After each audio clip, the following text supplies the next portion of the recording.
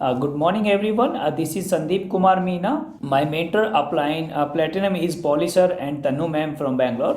आज हम need for supplements के बारे में बात करेंगे। आज इस इंफॉर्मेशन टेक्नोलॉजी के ज़माने में आपको कोई भी छोटी से छोटी इन्फॉर्मेशन चुटकियों में मिल जाती है, लेकिन आज हम टेक्नोलॉजी के बारे में बात नहीं करेंगे। आज हम उस चीज़ के बारे में बात करेंगे जो हमें नहीं मिल पा रही है, और वो है पोषक तत्वों से भरपूर भोजन जो हमें नहीं मिल पा रहा है। आज हमारे मोबाइल फ़ोन में छोटी से छोटी इन्फॉर्मेशन है, लेकिन हमारे भोजन की प्लेट में बड़े बड़े पोषक तत्वों की कमी होती जा रही है।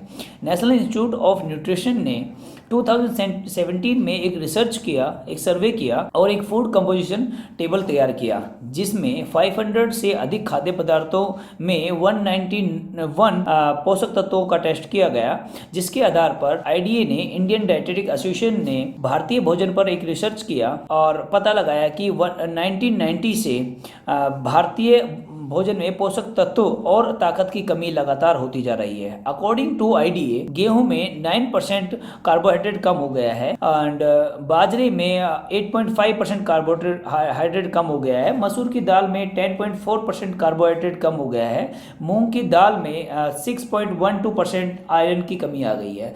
उसी प्रकार सब्जी और फलों में भी पोषक तत्वों की भारी कमी आई है। आलू में विटामिन बी, मैग्नीशियम, जिंक की 66% टू 75% तक कमी आई है। टमाटर में विटामिन बी, आयरन, जिंक 76.6% की कमी आई है। सेब में 60% आयरन की कमी आई है। अब वो जमाना गया जब हम कहते थे कि एक सेब खाओ और डॉक्टर से दूर रहो, लेकिन अभी ऐसा लग रहा है सेब में इतनी आयरन की कमी हो गई है 60% कि अब ऐसा लग रहा है कि सेब हम खाएंगे और लग रहा है कि एक सेब खाने से डॉक्टर के पास जाना पड़ेगा। तो वैज्ञानिकों और एक्सपर्ट्स के अनुसार पब्लिक डिमांड को पूरा करने के लिए और फसलों की पैदावार को बढ़ाने के लिए और फसलों को बीमारी से बचाने के लिए पेस्टिसाइड और हार्मफुल खादों का उपयोग किया जा रहा है, जिससे कि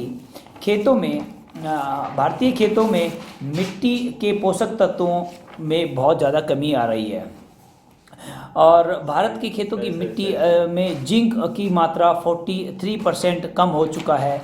कॉपर 5.4 कम हो चुका है। बोरोन 18.3% कम हो चुका है। कॉपर 5.4% कम हो चुका है। मैग्नीशियम 5.6% कम हो चुका है। और नाइट्रोजन, पोटेशियम, फास्फोरस की मात्रा में भी काफ़ी कमी आई है। जब भोजन पदार्थों को बनाने वाली मिट्टी में ही पोषक तत्वों की कमी है, तो हमारे भोजन में पोषक तत्वों की कमी जरूर मिलेगी। अकॉर्डिंग टू दिस रिसर्च, ऐसे कम पोषक तत्वों वाले भोजन खाने से हमारी सेहत पर बहुत बुरा असर पड़ रहा है और दिन पे दिन नई बीमारियां जन्म ले रही हैं। वर्ल्ड हेल्थ ऑर्गेनाइजेशन के अनुसार स्वस्थ रहने के लिए बैलेंस डाइट का होना जरूरी है, जिसमें प्रॉपर अमाउंट ऑफ न्यूट्रिएंट हों, जैसे मैक्रो न्यूट्रिएंट्स जो कि हमें प्रोटीन, कार्बोहाइड्रेट एंड फैट से मिलेंगे, और माइक्रो न्यूट्रिएंट जो कि हमें वाइटामिन एंड मिनरल्स से मिलेंगे, and third one is phytonutrients जो कि हमें 5 to 9 अलग अलग तरीके के कलर के फल और सब्जियां खाने से हमें फाइटोन्यूट्रिएंट्स मिलेंगे। अब हम खुद समझ सकते हैं कि क्या हम पोषक तत्वों से भरपूर भोजन खा रहे हैं या नहीं। 2015 की एक रिपोर्ट के अनुसार ऐसे अनाज, फल, सब्जियां खाने से भारत ब्रिक्स देशों में सबसे बीमार देश है। 2013-14 में दुनिया के कुल बीमार लोगों में से 20% भारतीय लोग थे और इनकी संख्या बढ़ती जा रही है। भारत में आज 7.5 करोड़ लोग डायबिटीज से पीड़ित हैं और चीन के बाद यह दूसरा नंबर है। वर्ल्ड कांग्रेस कार्डियोलॉजी के अकॉर्डिंग 2020-21 में होने वाली 45% डेथ्स हार्ट डिजीज से रिलेटेड हैं। भारत में हर 10 में से एक आदमी किडनी रोगी है। एक तो हमारे भोजन में पोषक तत्वों की लगातार कमी होती जा रही है, और दूसरा air pollution, water pollution, noise pollution, junk food, radiation and तनावपूर्ण लाइफस्टाइल हमारी हेल्थ पर दोनों तरफ से प्रभाव डाल रहा है। लेकिन अब इससे कैसे बचा जाए? डॉक्टर, रिसर्चर्स और एक्सपर्ट्स के अकॉर्डिंग फूड सप्लीमेंट्स से इस हेल्थ के खतरे को हम कम कर सकते हैं तथा पोषक तत्वों का जो गैप है हमारे फूड में, उसको हम फुलफिल कर सकते हैं। लेकिन हमको ये समझना होगा कि एक्चुअल में फूड सप्लीमेंट काम कैसे करता है। जब आप भोजन से पोषक तत्व प्राप्त नहीं कर पाते तो उस गैप में जो भी पोषक तत्वों की कमी हो जाती है वह आप सेपरेटली फूड सप्लीमेंट से ले सकते हैं। इसको एक एग्जांपल के साथ हम समझते हैं।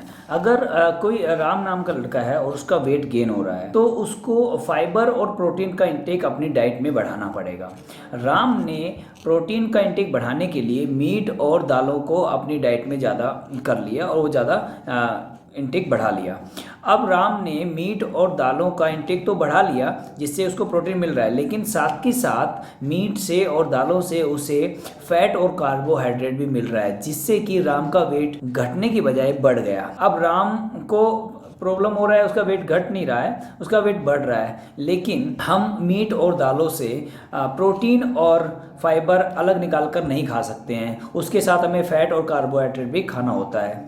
तो इस प्रॉब्लम को सॉल्व करने के लिए राम ने फूड सप्लीमेंट का हेल्प लिया और फूड सप्लीमेंट से फाइबर और प्रोटीन सेपरेटली राम ने अपनी डाइट में इंक्लूड किया और अपने वेट को कम किया। इसी तरह इसी के अकॉर्डिंग हम अपना बॉडी डिजीज़ के अकॉर्डिंग कोई भी हमारा न्यूट्रिएंट या पोषक तत्व हमारी बॉडी में कमी होता है तो हम फूड सप्लीमेंट का हेल्प ले सकते हैं और अपनी बॉडी में वो फूड सप्लीमेंट यूज़ कर सकते हैं। जैसे किसी को विटामिन ए की कमी से आई इन्फ्लामेशन हो रहा है तो वो विटामिन ए ले सकता है, किसी को बेरी रोग हो गया है तो वो विटामिन बी ले सकता है, किसी को जैसे विटामिन बी की कमी से स्किन डिजीज हो गया है तो वो विटामिन बी लेके उसको ठीक कर सकता है।